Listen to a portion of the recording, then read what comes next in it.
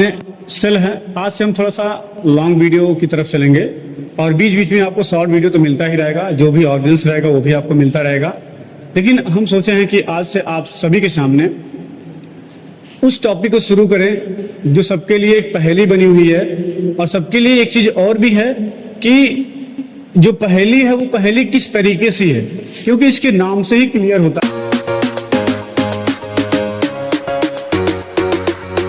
है कि इस पहेली को हम कैसे रिप्रेजेंट कर सकते हैं। इसका जो रिप्रेजेंटेशन कंडीशन है वो आप ये देखेंगे तो cell the basic unit of life. It means कि कोशिका एक ऐसी यूनिट होती है जो किसी भी लाइफ को, किसी भी जीवन को रिप्रेजेंट करने की कैपेबिलिटी रखती है। सबसे पहले बात हम समझेंगे इस कोशिका के बेसिक यूनिट ऑफ लाइफ को। आखिर इसको बेसिक यूनिट ऑफ लाइफ क्यों कहा जाता है, ये सबसे बड़ी बात है। तो थोड़ा सा हम पीछे चलते हैं। सेल ये आपके सामने भी लिखा है और उस सेल की कैपेबिलिटी क्या है कि ये क्या करता है कि ये दो तरीके से अपने आप को रिप्रेजेंट करता है किसी भी लाइफ के लिए। पहला यूनिसेलुलर जो आपके सामने दिख रहा है, और दूसरा दिखाता है मल्टी सेलुलर। ठीक, पहला यूनिसेलुलर, दूसरा मल्टी सेलुलर। तीसरी सबसे बड़ी बात क्या है कि इसका जो द बेसिक ऑफ यूनिट्स क्यों कहा जा रहा है, मैं बार बार आपसे बोल रहा हूं, क्योंकि इसका जो डिफिनेशन है, डिफिनेशन ये दिखाता है structural and functional unit of life की बात ये करता है। ठीक, ये इसका डिफिनेशन हो गया। और ये उस सेल की जो हम बात कर रहे हैं बार बार, ये उस सेल को रिप्रेजेंट करने के तरीके हैं। अभी हम आते हैं कुछ चीजों के बारे में जो इसका डिफिनेशन क्या कहता है। स्ट्रक्चरल है एंड फंक्शनल है। ठीक, अब स्ट्रक्चरल क्यों है और फंक्शनल कैसे है, यही इस बेसिक यूनिट ऑफ लाइफ का सबसे बड़ा कॉन्सेप्ट है। पहला क्लियर ये होता है।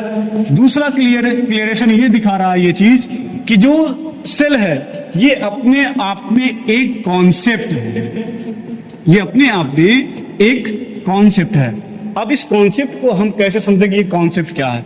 हम किसी भी चीज को ये जानते हैं ये जो उस चीज को रिप्रेजेंट कर रहा है, इसका मतलब उसकी कैपेबिलिटी बहुत ही हाई है और उसको हर समय रिप्रेजेंट कर सकती है जब उसको उसकी आवश्यकता होती है। उसी तरीके से ये है इसका स्ट्रक्चरल फॉर्म। अब ये क्या क्या बनाता है ये हम आपको इस फिगर के माध्यम से समझाते हैं। ये सेल है, ये देखिए बैक्टीरिया का भी फॉर्मेशन करता है, यहां पे देख लेंगे आप। ये देख लीजिए आपके रेड ब्लड सेल्स का भी फॉर्मेशन करता है। ये देख लीजिए प्लांट सेल का भी फॉर्मेशन करता है। और ये देख लेंगे आप तो एनिमल सेल को भी रिप्रेजेंट करने का कार्य करता है। अब जो सेल है ये स्ट्रक्चर बना दिखा रहा है, लेकिन ये किस फॉर्म में बनाता है ये थोड़ा सा आप ऐसे समझिए। सेल होता है, ये सेल डिवाइड होने की कैपेबिलिटी रखता है, तो टिश्यू का फॉर्मेशन करता है, टिश्यूज का फॉर्मेशन होता है। अब ये टिश्यू बनाते हैं क्या, ये बनाते हैं ऑर्गन्स। अब ये ऑर्गन्स क्या करता है, ऑर्गन सिस्टम का फॉर्मेशन करते हैं। और हम सभी जानते हैं कि जो ऑर्गन सिस्टम का फॉर्मेशन होता है वो बनाता क्या है, ऑर्गेनिज्म। क्या बनाने का कार्य करता है, ऑर्गेनिज्म का फॉर्मेशन करता है। और आप ये जानते हैं कि जब ये ऑर्गेनिज्म बन जाता है तो वो क्या कर सकता है, वो फंक्शन भी कर सकता है। ठीक, जैसे हम सभी मूव करते हैं, सारी तरह की चीजों को हम लोग कर सकते हैं, उसी तरीके से ये मूव कर लेता है और फंक्शन करा लेता है। लेकिन बात इसके फंक्शनल लेवल की आ रही है कहां पर, इसके बेसिक यूनिट पे आ रही है। हम तो करते हैं वो तो सबको पता है, लेकिन ये कैसे करता है वो डिपेंड करता है। ठीक, अब इस कंडीशन के हिसाब से देखते हैं तो पूरे अर्थ पे दो तरीके के एनिमल्स या ऑर्गेनिजम्स पाए जाते हैं। पहले आते हैं यूनिसेलुलर, ठीक, जिसको हम एक कोशिकीय के नाम से जानते हैं। दूसरे आते हैं मल्टीसेलुलर, जिसको हम बहुकोशिकीय जीवों के नाम से जानते हैं। ये आप देख लीजिए, इस तरीके से रिप्रेजेंट करता है। अब बहुकोशिकीय में आप कुछ चीजों को छोड़ दिया जाए तो सभी बहुकोशिकों में आते हैं, लेकिन यूनिसेलुलर में सिर्फ 3 आता है। अमीबा होता है, पैरामीशियम आता है और यूग्लिना आता है। यूग्लिना आता है। ये तीन ऐसे ऑर्गेनिजम्स हैं जो सिंगल सेल बॉडी को रिप्रेजेंट करने का कार्य करते हैं। अब जब ये सिंगल सेल बॉडी को रिप्रेजेंट कर रहे हैं तो अभी मैंने आपसे कुछ कॉन्सेप्चुअल बात किया है, ये फंक्शनिंग कैसे होता है यही हमको यहाँ पे समझना है। अब फंक्शनिंग करने का रीजन क्या है, अब यहाँ पे आप देखिए अमीबा है, पैरामीशियम है और यूग्लिना है।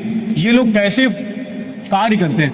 अमीबा का कोई शेप नहीं होता है, ये हम सभी को पता है, ठीक। और ये इस कंडीशन पे आता है। अब अमीबा क्यों कहाँ पे पाया जाता है, अमीबा होता है अपने सराउंडिंग एरिया में, वो कहलाता है एक्वेटिक मीडियम, मतलब कि ये जलीय जीव है जो सिर्फ जल में ही रहता है। अब इसके सराउंडिंग एरिया में ये कैसे फंक्शन कर सकता है, क्योंकि इसको डाइजेशन करना है, पहला कार्य करना है, दूसरा इसको करना है रिस्पिरेशन करना है, रिस्पिरेशन करना है और इस तरीके से एक्सक्रीशन भी करना है एंड क्या कर लेता है, सर्कुलेशन भी करना है। मतलब कह सकते हैं कि आप इतना सारा कार्य वो कर सकता है, लेकिन करता कैसे है, यही इसका फंक्शनिंग कंडीशन को रिप्रेजेंट करने का कार्य करता है। मतलब एक सेल है जो ये सारा कार्य करता है, लेकिन एक जगह पे ये बहुकोशिकीय जीव है और ये बहुकोशिकीय जीव भी अपने आप को क्या कराता है, डाइजेशन कराता है, रिस्पिरेशन कराता है, एक्सक्रीशन कराता है और सर्कुलेशन कराने का कॉन्सेप्ट रखता है। इस वजह से क्योंकि ये अपने पास और भी चीजों को रखता है और पूरी तरीके से सारे ऑर्गेन्स को रखते हुए ये सारे कार्य को, सारे फंक्शन को एक सेल के अंदर ही कराने का कार्य करता है, एक सेल के अंदर ही। इस वजह से किसी की भी लाइफ हो, चाहे वो एक कोश की अमीबा की लाइफ हो, चाहे वो बहुकोश की हमारी लाइफ हो, इन सभी के लाइफ में यही जो सेल है वो एक मेजर रोल प्ले करता है और सारे फंक्शन को वो डिफाइन करने का कार्य करता है। ये चीज हमें लगता है कि आपको बहुत ही अच्छी तरीके से समझ में आया होगा, तो लाइक शेयर और सब्सक्राइब जरूर करते रहें। अब इसके बाद हम सेल के शुरुआती कंडीशन की बात करते हैं। तो सेल को सबसे पहले डिस्कवर कब किया गया था, ये आप ध्यान दीजिए कि रॉबर्ट हुक साहब ने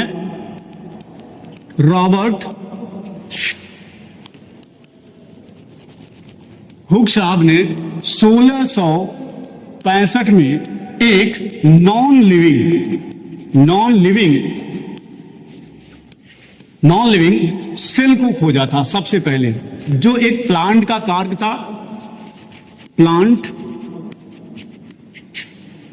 था। और इस प्लांट कार्य में उन्होंने देखा कि वो हनी कॉम्ब की तरह, किसकी तरह, हनी कॉम्ब की तरह उनको दिख रहा था। ये आप सभी को पता होगा या आप लोग देखे होंगे। तो हनी कॉम्ब कैसे दिखता है, वो इस तरीके से हनी कॉम्ब को रिप्रेजेंट किया जाता था, ये ऐसे ही दिखता है। और इसी तरह के स्ट्रक्चर को उन्होंने देखा था कि किस कंडीशन में, एकदम मृत कोशिका के रूप में। और यही मृत कोशिका को इन्होंने आइडेंटिफाई किया था किसके रूप में, रूम्स के रूप में। किसके रूप में, रूम्स के फॉर्म में इन्होंने कहा था। और इसी को बाद में कहा गया सेल। और सेल एक लैटिन वर्ड्स है जिसका मतलब होता है कोष्टक, और इस तरीके से ये सेल का जो बेसिक फॉर्म था वो सबसे पहले रिप्रेजेंट करने का कार्य किसने किया, रॉबर्ट हुक साहब ने किया था। उम्मीद करता हूं तो आपको समझ में आया होगा। लाइक शेयर और सब्सक्राइब जरूर करें। इससे आगे हम मिलते हैं अगले वीडियो में।